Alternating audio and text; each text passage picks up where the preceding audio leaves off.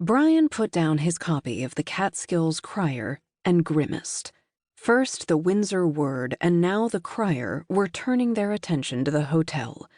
When he'd replaced all the mattresses with Tempur-Pedics, 1,200 beds, and renovated the golf clubhouse, it had been crickets from the reporters.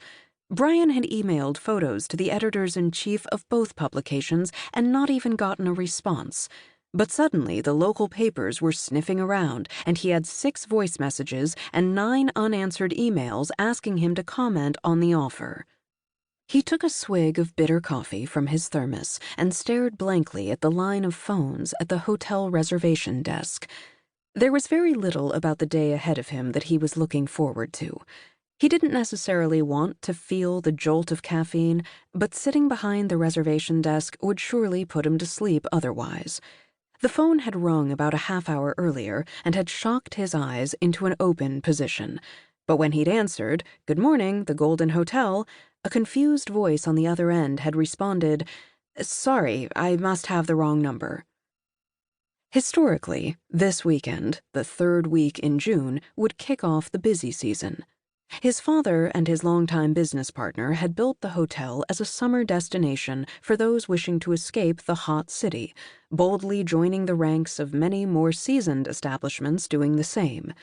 But over the decades, they had expanded it to an all-year-round facility, with a modest bunny hill for skiing, an outdoor skating rink, fall foliage excursions, and spring gardening classes. Still, summer would always remain the peak time, not only because occupancy was at its highest. In its heyday, the Golden's summer reservations booked up more than a year in advance, but because its historical roots lay in the summer season. Photos ornamenting the hotel documented the hot season from the early years. Brian loved to study them, to let the history envelop him as he passed framed pictures of ladies in the modest swimwear of the 60s, children licking popsicles, men playing bridge under umbrellas. He made his way to Memory Lane now, the nickname of the hallway that housed the majority of the pictures. He eyed a large print of the canteen, which still served cold beers and hot dogs all day long, and the kidney-shaped pool, affectionately called the Nugget, where the bobbing heads of children looked like pinheads dotting the surface. A recent guest had complained that the curvy lines of the pool made it difficult to do laps. Replacing the pool with the more modern rectangular shape now in fashion would cost a fortune, and Brian didn't quite know where that ranked on the list of desperately needed renovations.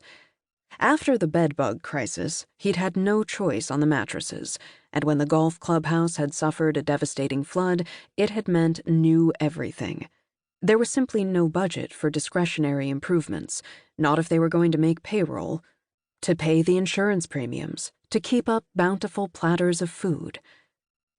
"This look okay, boss?" came the voice of the hotel's long-standing social director, Larry Levine, a.k.a. the Tumbler. Hired by Benny and Amos in the late 1960s, Larry was the kid from their neighborhood who could always stir up a good time. On the sizzling streets of downtown Manhattan, he hosted egg-cracking on sidewalk competitions, organized stickball tournaments, and was the first to pull the plug on the fire hydrant. When it was clear the hotel needed a full-time minister of fun, there was one clear choice. If the Golden was going to compete with the other giants in the area, a top-notch entertainment master was needed. 50 years later, Larry was still the activities director. As he approached, Brian noticed he had on 2 different shoes. Larry handed over a printed sheet of paper with a list of the hotel's daily activities. Brian's heart sank as he perused it. Combined with Larry's bizarre comments in the newspaper, it confirmed what he'd suspected for the past 6 months, and it meant he couldn't put off a call to Larry's wife any longer. "Larry, this is an activities list from December 1983. Look here. It says ice skating show at 10, ski hill opens at 11, snowman building competition after lunch, Rubik's Cube demo in the pagoda.